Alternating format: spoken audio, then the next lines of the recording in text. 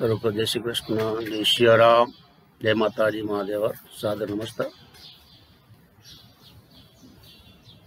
हम देख रहे थे 4 सार, जो पहले 2 सार रात्रि को जागसार और वैरी को आदर सार हमने देखा अगले वीडियो में, और तीसरा है स्त्री को प्रेम सार, चौथा है विचार सार। जीवन के सक्सेस के लिए लाइफ में घर में शांति होनी बहुत जरूरी है, आवश्यक है। बिजनेस से थके पके, नौकरी धंधे से थके पके घर में आते हैं, और अगर घर में ही शांति नहीं हो और हम झगड़ा करने लगते हैं, जिसके घर से ही शांति होती है। मेरा कहने का मतलब समझना, जो आपके नसीब में जो आपकी पत्नी है, वो जो मिली है, वो गृह लक्ष्मी है, और उसका भी भाग्य आपके साथ मिल गया है आपका धंधा बिजनेस में। अगर वो खुश रहेगी तभी आपके धंधा में बरकत रहेगी।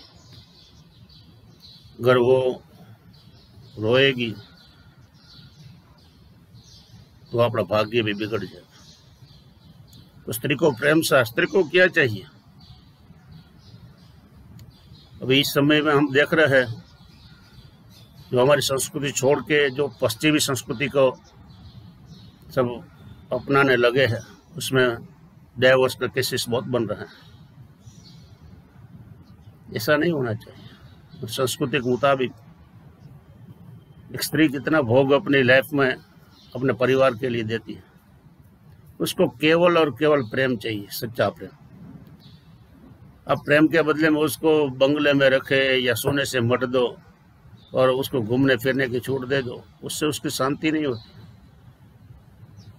हमने कई लोगों को ऐसा सुखी होते देखा है, जो नमक और रोटला ही खाता है, लेकिन वो सुख चैन से रहता है। कई बंगलों में ऐसा देखा है कि सब कुछ होने के बावजूद भी एक खाना खाने के लिए भी साथ नहीं बैठ सकते।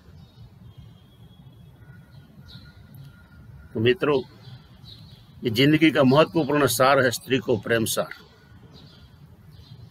और भगवान कृष्ण ने सबको रिस्पेक्ट, मान आदर के साथ प्रेम ही बांटा था, दूसरा कुछ नहीं दिया। वो तो प्रेम का स्वरूप था। मैं कृष्ण बनना है, कृष्ण की बातें करते हैं, लेकिन उसका आचरण में नहीं रहता है। उसमें जिंदगी कैसे जिया वो नहीं देखते हैं। वो प्रेम स्वरूप ही था। हमारे गोपी गीत में आते हैं, तो बड़ा दानवीर था। कौन सा दान देता था वो? प्रेम का दान। तो कहने का मतलब, सबके साथ बर्ताव प्रेम से कीजिए, किसी से नफरत नहीं, निंदा कुतली से दूर रहे। और अपनी पत्नी तो अपना पूरा परिवार छोड़ के आई है, उसके साथ प्रेम से बात करें, क्योंकि जो कोई चिंता नहीं करता ना, वो इतनी चिंता वो अपन हमारी करती है। वो गृह लक्ष्मी का स्वरूप है। गृह लक्ष्मी खुश रहेगी तभी शुभ लक्ष्मी खुश रहेगी। अगर गृह लक्ष्मी रोएगी तो महालक्ष्मी नहीं आएगी। और चौथा सार विचार सार, किसी की बात में ऐसा उलझ जाना, क्रोध आ जाना, किसी को कुछ न कुछ बोल देना और बोलना। मैं तो किसी के मुंह पे बोल देता हूँ, तो अच्छी बात नहीं। सोच समझ कर बोलना चाहिए। वाणी, कवियों ने लिखा है, वाणी तो बाण और फूल है। जो विंदा हुआ है उसको सांधती है वाणी से,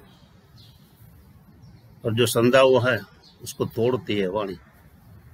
इसीलिए शास्त्र में बताया, विचार ने यार उच्चार वाणी। तो वाणी एक एक शब्द सामने वाले व्यक्ति से हृदय में बैठ जाए, ऐसा बोलना चाहिए, नहीं कि उसका हृदय तोड़ दिया जाए। और वाणी, मुख से निकली हुई वाणी और बाण से, कमान से निकला हुआ तीर वापिस नहीं आता। हमारी भूल हो जाती, बार बार माफी भी नहीं मांग सकते। पहला तो हमारी संस्कृति में तो बताया गया वचन का महत्व था। एक दफा जो वचन दे दिया सो दे दिया। और ऐसा कितने भी बनाव बने हैं, दृष्टांत है कि वचन के खातर इन महापुरुषों, इन सूर पुरुषों ने अपना बलिदान भी दे दिया एक वचन के खातर। तो वाणी सोच समझ कर बोलनी चाहिए, दूसरे का दिल को छू जाए इसी बोलनी चाहिए, इसके किसी का दिल को तोड़ दे इसी बोलना। तो अब ऐसा समय ऐसा ही है, छेतरने के लिए तो लोग मीठी मीठी बातें बोलते हैं, लेकिन उसके ऊपर भरोसा नहीं रहता। और कई लोग ऐसा छेतरवा वाली वाणी से किसी को छेतर जाते हैं और बाद में फूले नहीं समाते हैं, लेकिन सामने वाला का भरोसा है, उसमें आपकी कोई काबिलियत नहीं। लेकिन परेशान जिंदगी भर रहे ऐसी वाणी, कोई किसी के लिए दृष्टांत दे कि ये भाई बोले तो मैं ये करूं, क्योंकि वो बोला फरता नहीं है। वरना जमाने में गिरगिटों की बितान नहीं कहा जाता है ना भाई, काचिंडे से भी इंसान कलर बदलने में माहिर हो गया है। उसकी वाणी का क्या भरोसा, उसका मोल क्या है। स्वार्थ की दुनिया में अगर रहना है और अपना नाम कोई भी पैसा रोकना नहीं है, सत्य बोलो, सत्य का आचरण करो और सही बोलो। मीठी मीठी वाणी बहुत लोग बोलते हैं, हमें भी अनुभूत होते हैं, उससे क्या सब लोग जान जाते हैं कि ये मस्का मारने वाला ही है। इसलिए किसी के मगज में ऐसे मत रहो कि मस्का मारने वाला, किसी के हृदय में रहो कि सत्य बोलने वाला है। सत्य से आपकी कीमत बढ़ेगी यार। तो कहने का मतलब है कि जो हमने 4 सार देखे उसमें से चारों के चार हमारा जीवन के लिए बहुत उपयोगी है,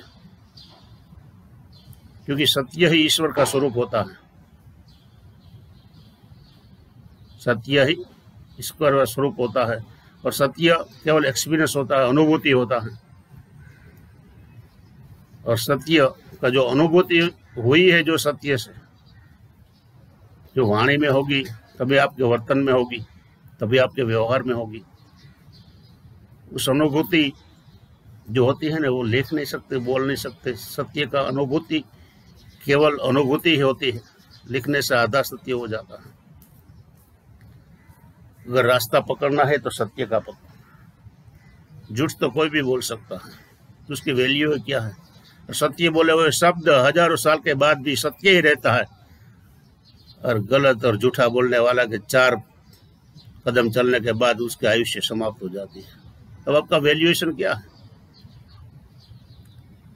सत्य का प्रमाण है, सत्य को शास्त्र में उसकी प्रशंसा की है, झूठों की नहीं। मेरे हाथ जोड़ से विनती है कि आप अपनी संस्कृति को अपनाओ, सत्य को अपनाओ और अपनी वाणी ऐसे रखो सब लोग आपको याद रखें। फरी फिर से आपको याद करें, फिर याद करें, फरियाद ना करें, ऐसी वाणी रखो। सबको नमस्कार।